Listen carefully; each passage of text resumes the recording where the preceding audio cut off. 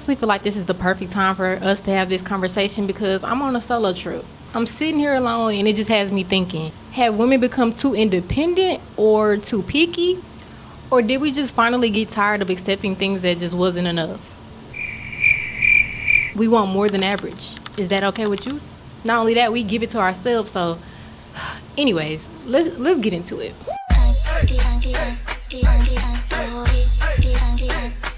I think we all can see this huge change happening with women in our communities all over the world, on social media especially, where it can feel like a gender war. It feels like women are doing a lot more better than men are, etc., etc. But the one thing I realized from traveling alone and just this solo trip in general is being alone changed the way I looked at relationships. I am in a relationship. Being on this trip by myself, getting that quietness and just peace, it made me look at relationships different, including mine. One thing this trip has already made me realize is that being alone is not that scary. It's not as scary as people make it out to be. I think a lot of women were raised with this narrative of someone's eventually coming to save you. Baby, let me tell you right now, nobody is coming to save you. Or maybe they just have this narrative of your life is complete when you find your person. No. And we can also blame that on the whole princess culture that we all have been raised on. The princess comes and gets saved and they live a happily ever after. But that's not a reality. Life is not a Disney movie. As you get older as a woman, you start to build the life you want. You create the reality around you. You create your own peace. You realize, wait a minute, my life is already happening. I don't have to have somebody to complete me. Like, y'all, look at me right now. Look around. I'm in this beautiful scenery, and I created this reality for myself. I didn't ask a man to take me on a trip or ask somebody to fly me out. No, I did this for me. And I think this is where the conversation gets controversial because women are constantly being told, oh, you're asking for too much. How, Sway? When I already created all of this much for myself. If we want communication, that's too much. If we want consistency, that's too much. We want someone who actually genuinely likes us for us and can show up, but clearly that's too much. And I'm still like, wait, when did the basic human characteristics and traits and showing up for people become a luxury? Basic effort is just become a luxury nowadays, seems like. So I understand completely where women coming from, but at the same time, I be wanting to have the fellas back. I really do. But I be like, dang, like a lot of women are already on their stuff. They already giving themselves everything. So when we ask you to come into our world, or don't even ask you to come into our world, when you come into our world and you're not even giving the bare minimum, it's like, why go online and bash us and say, oh my God, these women want too much X, Y, and Z? Baby, we just asking for the we shouldn't even have to ask for that.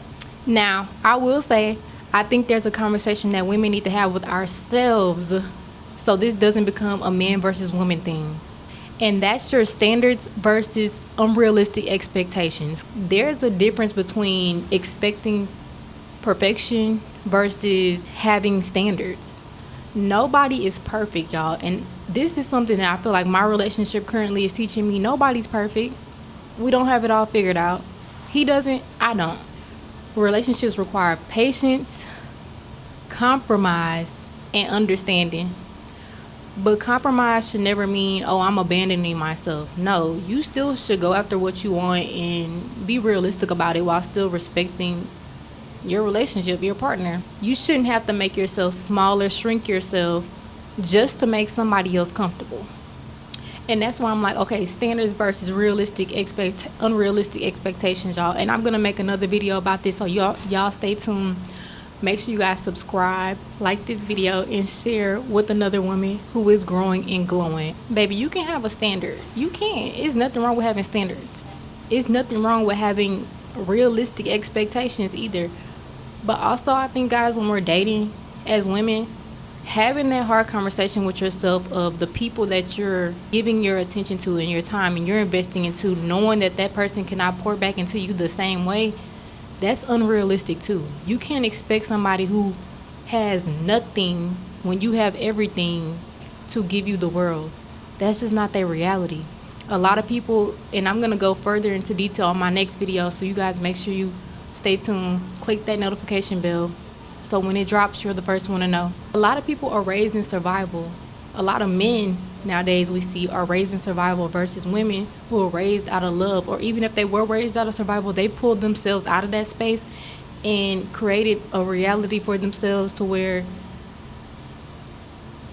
the bar it's a new bar set because I've already given it to myself. So sometimes we can have unrealistic expectations because our type can only offer us so much. And outside of what a person has to offer materialistically or monetarily, I think the biggest thing that you have to ask yourself is, does this person bring peace into my life or disrupt my peace? Because y'all, peace, you can't put a price on that.